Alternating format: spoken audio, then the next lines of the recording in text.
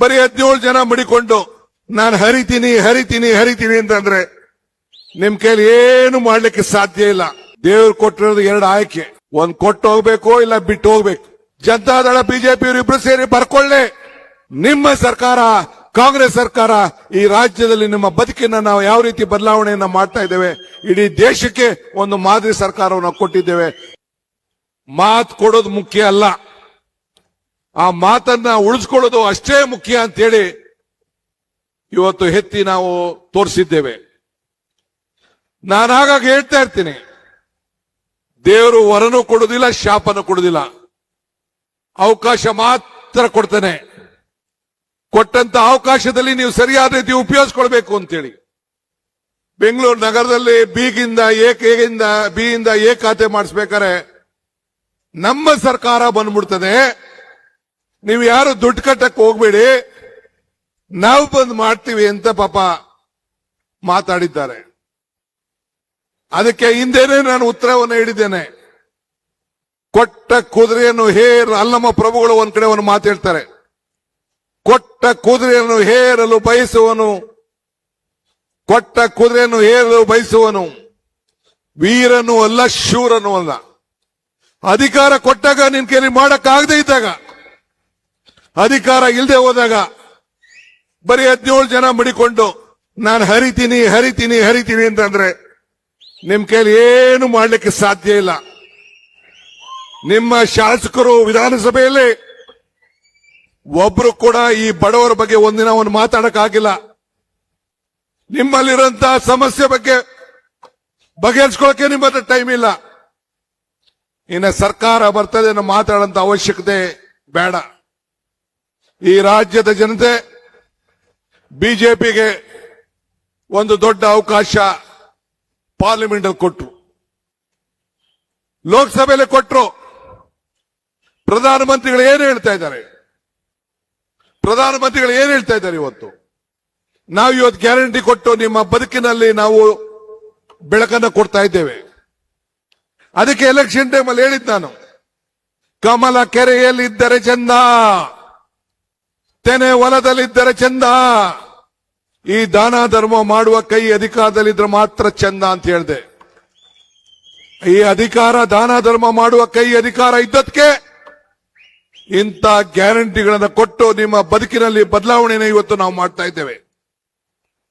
ಇವತ್ತು ಬದುಕಿನಲ್ಲಿ ಹೆಜ್ಜೆ ಗುರುತುಗಳನ್ನ ಉಳಿಸ್ಕೊಳ್ಬೇಕು ಅನ್ನೋ ದೃಷ್ಟಿಯಿಂದ ಇಂಥ ಕಾರ್ಯಕ್ರಮವನ್ನು ಮಾಡ್ತಾ ಇದ್ದೇವೆ.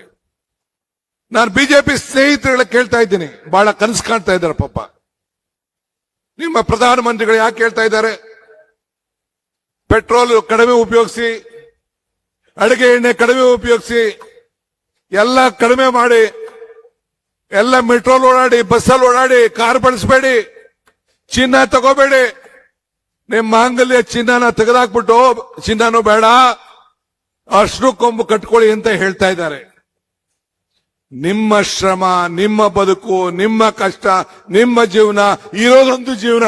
ಆ ಜೀವನದಲ್ಲಿ ನಿಮ್ಮ ಬೆವರಿಗೆ, ನಿಮ್ಮ ಬೆವರಿನ ಬದುಕಿಗೆ, ಬೆವರು ನಿಮ್ಮ ಶ್ರಮದಿಂದ ಬಂದಂತ ಬೆವರು, ಯಾರು ಕೊಟ್ಟಂತ ಬೆವರಲ್ಲ ಅದು. ನೀವು ಸಂತೋಷವಾಗಿಡಬೇಕಾದ್ದು ನಿಮ್ಮ ಜವಾಬ್ದಾರಿ. ಹೇಳಬೇಕು ಪ್ರಧಾನಮಂತ್ರಿಗಳು, ಈ ದೇಶ ಯಾಕೆ ಇಂಥ ಪರಿಸ್ಥಿತಿಗೆ ಬಂತು? ಡಾಲರ್ ಬೆಲೆ 96 ರೂಪಾಯಿ ಆಗೋಗಿದೆ. ಪೆಟ್ರೋಲ್ ಬೆಲೆ ಇವತ್ತು ಕೂಡ 1 ರೂಪಾಯಿ ಜಾಸ್ತಿಯನ್ನು ಇವತ್ತು ಕೂಡ ಮಾಡಿದ್ದಾರೆ. ಇವತ್ತು ನಾನು ತಮ್ಗೆ ಹೇಳುದು, ಬಿಜೆಪಿ ನಾಯಕರುಗಳು ಯಾಕೆ ಮಾತಾಡ್ತಾ ಇಲ್ಲ? ಸಂಸತ್ ಸದಸ್ಯರು ಯಾಕೆ ಹೇಳ್ತಾ ಇಲ್ಲ? ಅಶೋಕ್ ಆಗ್ಲಿ, ವಿಜೇಂದ್ರ ಆಗ್ಲಿ ಯಾಕೆ ಇದ್ರ ಬಗ್ಗೆ ಚರ್ಚೆ ಮಾಡ್ತಾ ಇಲ್ಲ? ಜನರ ಹೊಟ್ಟೆಪಾಡಿಗೆ ಏನು ನಿಮ್ಮ ಉತ್ತರ ಅನ್ನೋದನ್ನ ಈ ಸಂದರ್ಭದಲ್ಲಿ ಹೇಳ್ಬೇಕು. ಇವತ್ತು ನಾನು ತಮ್ಗೆ ಹೇಳೋದು ಇಷ್ಟೇ, ನಾನು ಜಾಸ್ತಿ ಮಾತಾಡಕ್ ಹೋಗುದಿಲ್ಲ. ಅಂಬೇಡ್ಕರ್ ಅವರು ಹೇಳ್ತಾರೆ, ಇತಿಹಾಸ ಮರ್ತವನು ಇತಿಹಾಸವನ್ನು ಸೃಷ್ಟಿ ಮಾಡಲಿಕ್ಕೆ ಸಾಧ್ಯ ಇಲ್ಲ ಅಂತೇಳಿ. ಹಂಗೆ ಮರಕ್ಕೆ ಬೇರು ಎಷ್ಟು ಮುಖ್ಯನೋ ಮನುಷ್ಯನಿಗೆ ನಂಬಿಕೆ ಕೂಡ ಅಷ್ಟೇ ಮುಖ್ಯ. ನಿಮ್ಗೆಲ್ಲ ಈ ಕಾಂಗ್ರೆಸ್ ಸರ್ಕಾರದ ಮೇಲೆ, ಕಾಂಗ್ರೆಸ್ ಪಕ್ಷದ ಮೇಲೆ ನಂಬಿಕೆ ಇದೆ. ಒಂದು ಇತಿಹಾಸ ಉಳ್ಳಂತ ಪಕ್ಷ, ಚರಿತ್ರೆ ಉಳ್ಳಂತ ಪಕ್ಷ, ಬಡವರ ಬದುಕಿನಲ್ಲಿ ಒಂದು ಬದಲಾವಣೆ ಮಾಡ್ತಾರಂತ ಒಂದು ಪಕ್ಷ. ಸೊ ಹಂಗೆ ಬೇರಿಲ್ಲ ಅಂದ್ರೆ ಯಾವ ಮರ ಕೂಡ ಗಟ್ಟಿಯಾಗಿ ಉಳಿಲಿಕ್ಕೆ ಸಾಧ್ಯ ಇಲ್ಲ. ಹಂಗೆ ಇವತ್ತು ಈ ಬೇರಿಗೆ, ನಿಮ್ಮ ಬದುಕಿಗೆ ಕಾಂಗ್ರೆಸ್ ಸರ್ಕಾರನೇ ಆಧಾರ. ಉಳ್ಳೋನ್ಗೆ ಭೂಮಿ ಇರ್ಬೋದು, ಈ ಭೂಮಿ ಗ್ಯಾರಂಟಿ ಇರ್ಬೋದು, ನಿಮ್ಮ ಬದುಕಿಗೆ ಹಣ ಇರ್ಬೋದು. ಇವತ್ತು ಗ್ಯಾರಂಟಿ ನಮ್ಮ ಶಕ್ತಿ ಯೋಜನೆ, ನಮ್ಮ ರಾಮಲಿಂಗಾರೆಡ್ಡಿ ಅವರು ಇಲ್ಲೆಲ್ಲ ಇರಬೇಕು.